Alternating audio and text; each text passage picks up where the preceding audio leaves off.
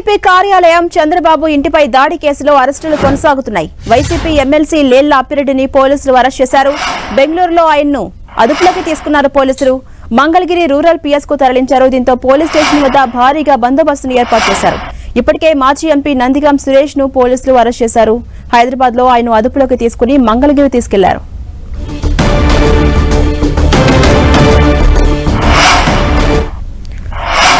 ఇదే అంశంపై మరింత సమాచారం మా ప్రతినిధి దుర్గా అందిస్తారు. దుర్గా, చంద్రబాబు ఇంటిపై దాడి కేసులో అరెస్టులు కొనసాగుతున్నాయి. మనం చూసాం లేళ్ల అప్పిరెడ్డిని అలాగే నందిగం సురేష్ ను పోలీసులు అదుపులోకి తీసుకున్నారు. అలాగే జోగి రమేష్, దేవినేని అవినాష్ అజ్ఞాతంలో ఉన్నట్టుగా తెలుస్తోంది. వారి కోసం పోలీసులు కూడా గాలిస్తున్నారు. ఓవరాల్ గా ఈ కేసుకు సంబంధించి ఇప్పటివరకు అప్డేట్స్ ఏంటి?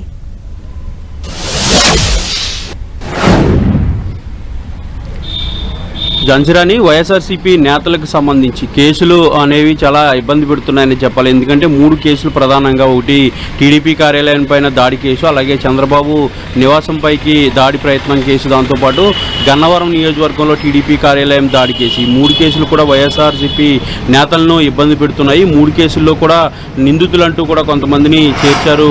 వాళ్ళ కోసం గాలిస్తున్నటువంటి పరిస్థితి కనిపిస్తుంది. ఇప్పటికే మాజీ ఎంపీ నందిగం సురేష్ను ఆల్రెడీ నిన్న పోలీసులు హైదరాబాద్లో అదుపులోకి తీసుకుని మంగళగిరి పోలీస్ స్టేషన్లో విచారణ అనంతరం కోర్టులో ప్రొడ్యూస్ చేశారు. 14 రోజుల రిమాండ్ కూడా నందిగం సురేష్కి ఆల్రెడీ కోర్టు విధించింది.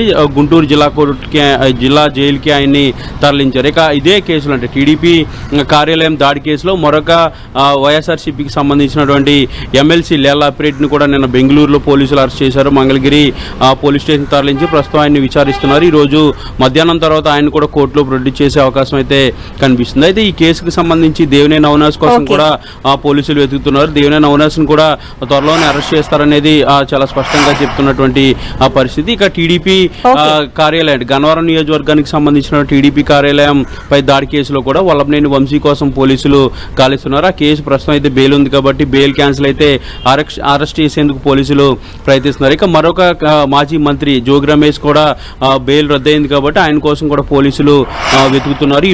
ఈ రోజు ఏ క్షణమైనా సరే జోగి రమేష్ ను కూడా అరెస్ట్ చేసే పరిస్థితులు కనిపిస్తున్నాయి. ఏదైనప్పటికీ టీడీపీ కార్యాలయం కేసులో వైఎస్ఆర్సీపీ నేతల చుట్టూ కేసులు అనేవి బిగుసుకున్నాయి.